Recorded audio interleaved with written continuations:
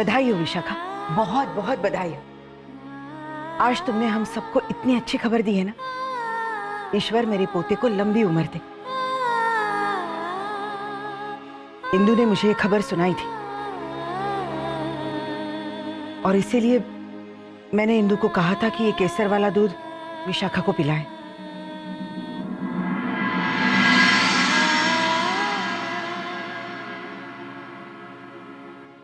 अम्मा प्लीज, आप लोगों को हम पर कोई एहसान करने की जरूरत नहीं है। अपने बच्चे का खुद ख्याल रख सकता हूं मैं।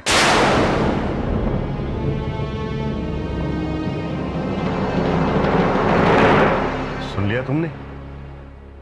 जिसके लिए तुमने खाना पीना छोड़ दिया था, आज वो बेटा क्या कह रहा है? मेरा बेटा भटक गया है। मैं बस यही प्रार्थना करूंगी कि ईश्वर उसे सही रास्ता दिखाए। मेरे लिए प्रार्थना करने की कोई जरूरत नहीं है। आप लोग अपना ध्यान रखिए।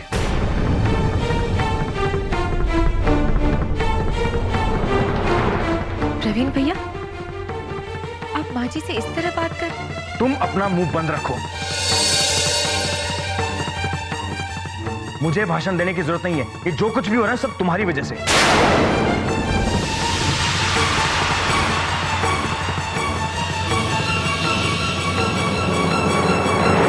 देखा इंदु, इसलिए मना किया था मैंने तुम्हें। तो फॉर गॉड्स सेक, आज के बाद वहां पलट के भी मत देखना।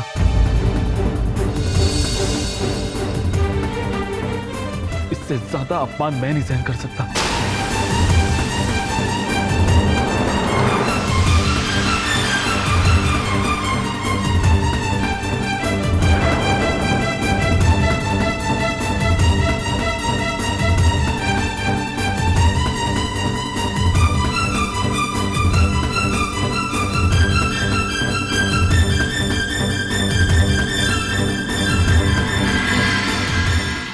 अरे विशाखा, तुम्हें क्या जरूरत थी उसके बीच में बोलने की? इंदु को सबसे डांट पड़ रही थी, पढ़ने देती। इंदु मेरे खातिर वहां आई थी और सच कहूं तो मुझे भी इस बंटवारे से चिढ़ होने लगी है। तुम्हें चिढ़ होने लगी है? पहले तो बहुत खुश थी तुम। पहले की बात और थी। अब ऐसा लगता है जैसे मैं एकदम अकेली पड़ गई। रुक्मिणी दीदी के साथ दिल खोल के बात किया करती थी। अम्मा डांटती थी तो क्या हुआ, वो प्यार भी तो बहुत करती थी। और इंदु वही तो है जो मेरा इतना ख्याल रखती है। तुमने इंदु को क्यों डांटा? क्या बुरा किया उसने? अरे विशाखा माँ बनने वाली है तो मेरा भी तो मन करता है कि मैं उसकी देखभाल करूं। अब अगर घर के बीच एक लकीर खिंच गई है तो क्या हमारे सारे रिश्ते नाते खत्म हो गए? ये लकीर मैंने नहीं खींची। आकाश, पता है कि लकीर तुमने नहीं खींची, पर उसे मिटा तो सकते हो ना? हरगिज़ नहीं। अब ये लकीर कभी नहीं मिटेगी।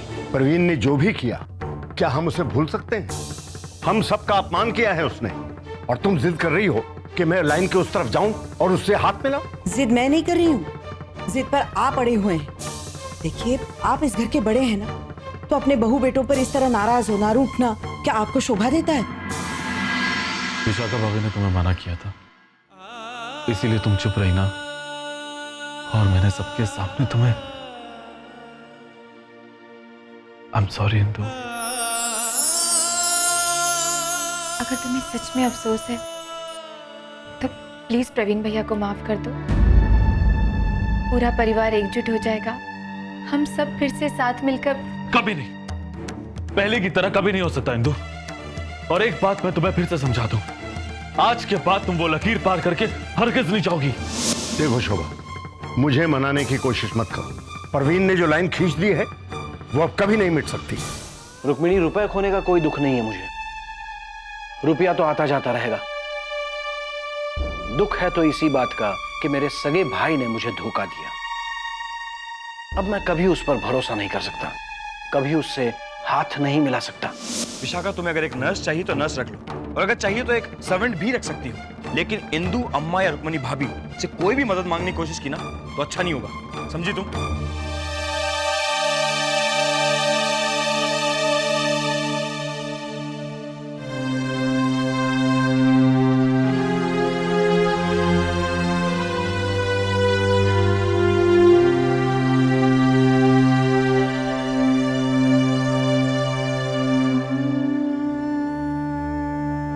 काश ये लकीर किसी तरह मिट जाती। हमसे कितनी बड़ी भूल हो गई जो हम एक दूसरे से अलग हो गए।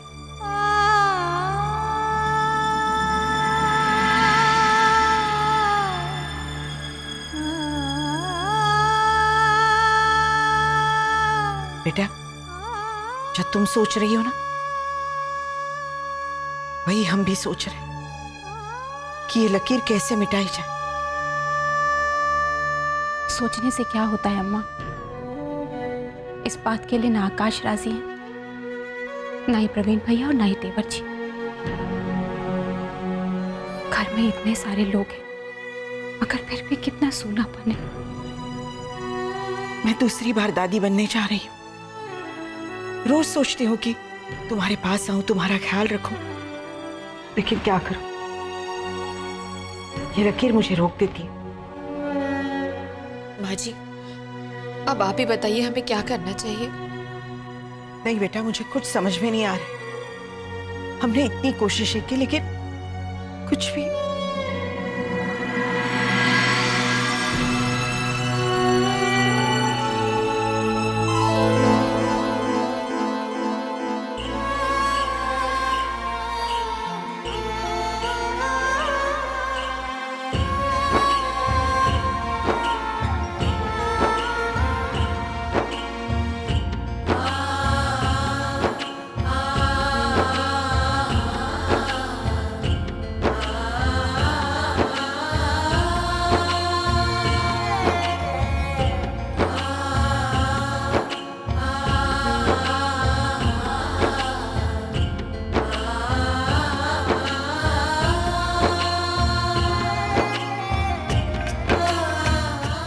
मनाने की एक ही तरकीब है।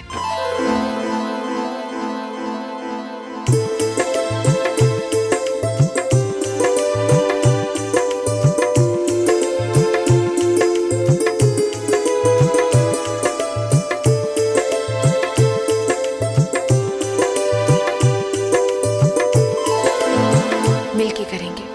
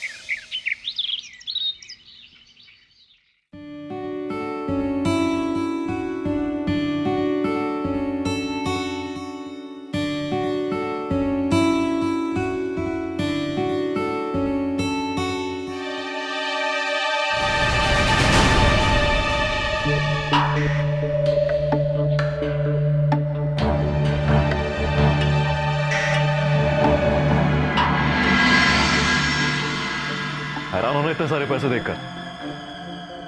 आज मैंने अपनी जिंदगी का सबसे बड़ा सपना पूरा कर लिया। आज सेलिब्रेट करने का दिन है, सेलिब्रेट करने का। लेकिन तुम इतने रुपए लाए कहां से? जुए में जीता है मैंने। कल रात को जब तुम डिनर से लौटने के बाद सो गई थी तो मैं चुपके से निकल गया और कल सिर्फ मैं जीता, बाकी सब हार गए, सब लोग।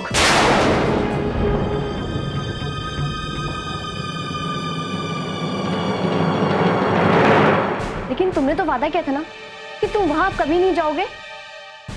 अपनी आखिरी बाजी खेल कर आया हूं। जितना भी रुपया हारा था ना अब तक, सब कुछ जीत लिया मैंने, सब कुछ। अब दोबारा नहीं जाऊंगा। हर जुआरी यही कहता है, लेकिन वो वहां पे फिर जाता है। तुम ऐसा कैसे कर सकते हो अमित? तुम वहां पे क्यों गए वापस? ये रोने का टाइम नहीं है, ये खुशी मनाने का टाइम है, खुशी मनाने का। देखो, इतना रुपया सिर्फ तुम्हारे लिए लेकर आया हूं मैं।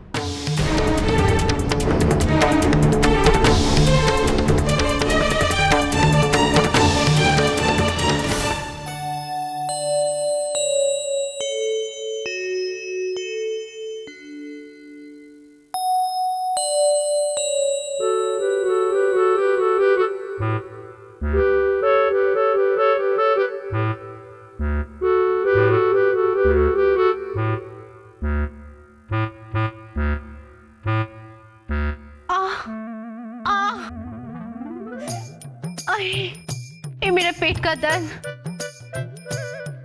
देखो तो बहू को क्या हो गया है।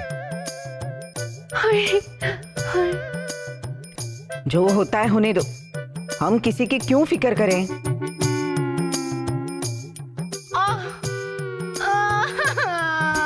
लेकिन उससे पूछो तो सही क्या हो रहा है, कहीं दवाई की जरूरत पड़ गई तो। मैं क्यों पूछूं? उसको पूछने के लिए उसका पति है ना, वो पूछेगा। और पूछने के लिए मुझे लकीर के उस तरफ जाना होगा। ये काम तो मैं नहीं करूंगी। अब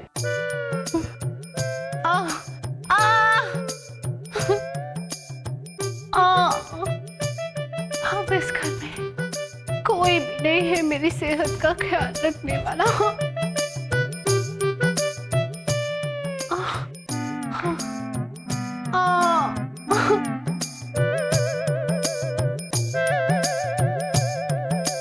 इतनी भी क्या बेरुखी, कितनी मुश्किल से उठ के अपने कमरे में गई है बहू। अजीब मुसीबत है। उस तरफ जाऊं तो भी मुसीबत है, ना जाऊं तो भी आप डांट रहे हैं। उस दिन इंदु ने गलती से उधर क्या कदम रख दिया, अर्जुन ने कितना डांटा उसे। और फिर विशाखा को अगर इतनी तकलीफ हो रही थी तो वो क्यों नहीं आई इस तरफ? मैं नहीं जाऊंगी उस तरफ। आपको उसकी बहुत फिक्र हो रही है ना, आप जाइए उस तरफ। अपनी बहू का भी ख्याल नहीं रख सकती? कैसी सास हो तुम।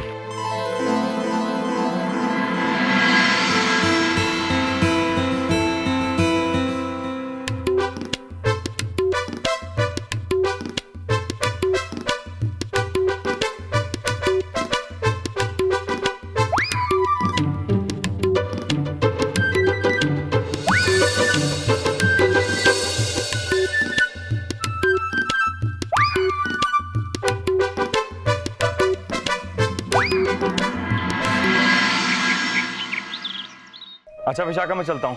किसी भी चीज की जरूरत हो तो मुझे फोन करना, मैं फौरन चलाऊंगा। लेकिन गैरों से कोई भी चीज मांगने की कोशिश भी मत करना।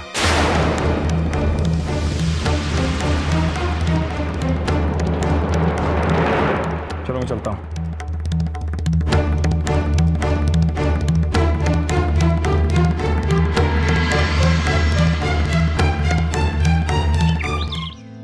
अरे आकाश भैया, एक बात बताइए, आजकल मार्केट में सबसे अच्छी गाड़ी कौन सी है? दरअसल मैं एक नई गाड़ी खरीदने की प्लानिंग कर रहा हूँ।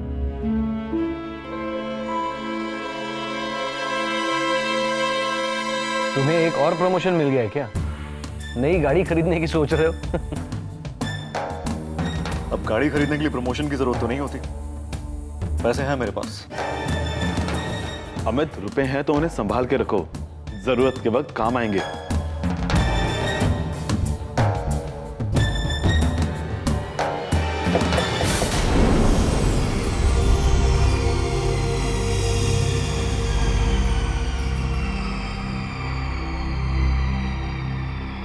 इंस्पेक्टर साहब, आप यहाँ कैसे?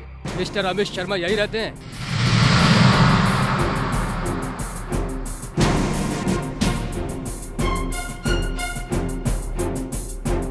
साहब, ये वही लड़का है, कल वहां से भागा था।